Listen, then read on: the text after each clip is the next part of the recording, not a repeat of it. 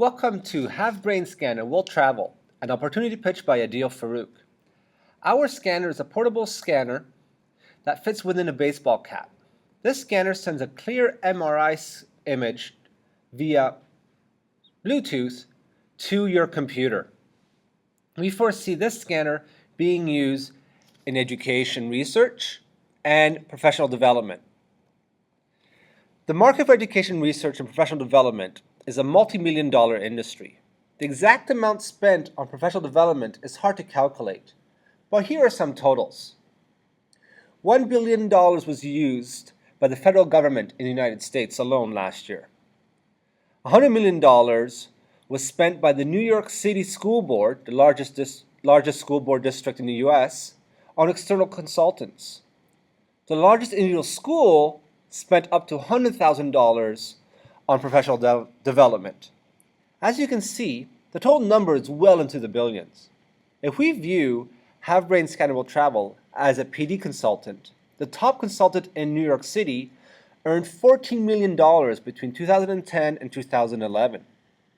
However, if we include Have Brain Scanner Will Travel as a tool researchers could use, a top researcher in Switzerland, the State Secretariat for Education, Research and Innovation, will spend close to 25 Swiss francs in the next 3 years on research alone. As you can see, the income source for Have a Brain Scanner Will Travel will come from multiple sources.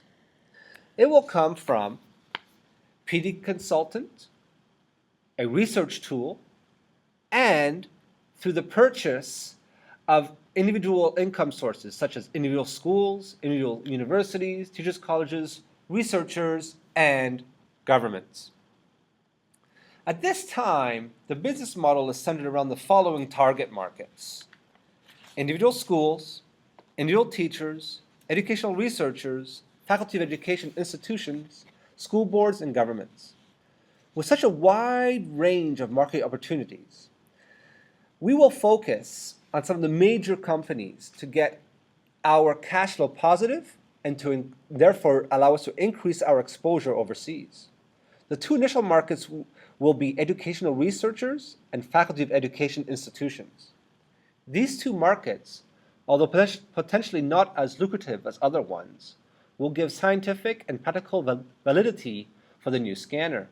With regards to research, the company will seek out active researchers, such as Jane McGonigal, researcher of how games will save the future, and Daniel Ansari, how he works with how the brain learns mathematics, and is a spokesman for the use of MRI scans in research. Our partners with the Harvard Medical School will also use their contacts in the research field to spread the word of this new MRI scan. The opportunity to penetrate faculty of education institutes is at a prime time. For example, in Ontario, Canada, starting in 2015, teachers will now have to spend 2 years to obtain a degree, which will lead faculty of education to seek additional material to teach their second-year students.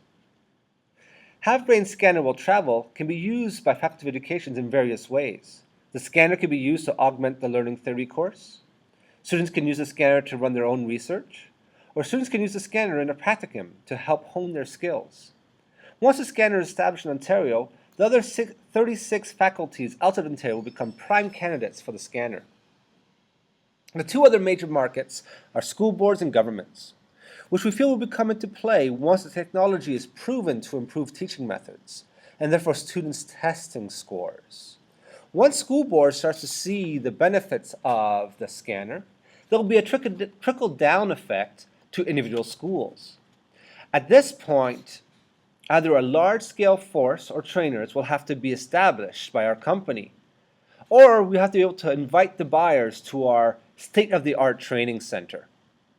We feel that by the time individual schools are being involved within our revenue stream, we'll have the capital to focus on expanding both our support services and our marketing into untapped markets. The last market is the individual teacher. At this time, we don't believe this will have a major impact on our sales. Nevertheless, we feel that the price of our scanner will be low enough to attract teachers that don't have access to our technology through their school contacts. Training for individual teachers will be available through online courses or at our training center, depending on the training strategy we decide to go with. Competition and competitive advantage. Competition will come from 3 different angles: size, cost, and mobility. Mobility. At this time, there are other mobile MRI scanning companies. However, they do not involve the use of a baseball cap size scanner. Rather, they still use a basic massive MRI scanner, but located in a transport truck. Size. With regards to size, most of the work in the industry has focused on reducing claustrophobia associated with traditional scanner. A company in England, Upright Open MRI Centers, has created an open concept scanner that allows patients to sit upright and have a clear view of their surroundings. The size of the scanner is still too large to be considered portable. Cost. The cost of our scanner will be considerably lower than traditional scanners for one main reason. As the name implies, our scanner only focuses on the brain, and therefore is not a full body scanner. A full body MRI scanner costs in the range of $1 to $2 million, depending on the quality and type of scanner.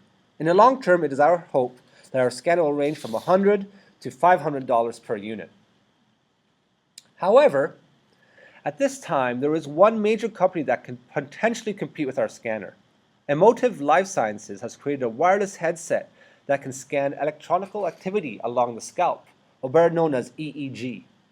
Their headset is designed to transfer the EEG readings to apps that will help to optimize your performance. In addition, their headset will allow you to send mental commands to other electronic devices, such as a remote-controlled helicopter. Emotive Life Sciences is a serious competitor in our space. However, we feel that their focus is not concentrated on education or on a true MRI scan of the brain.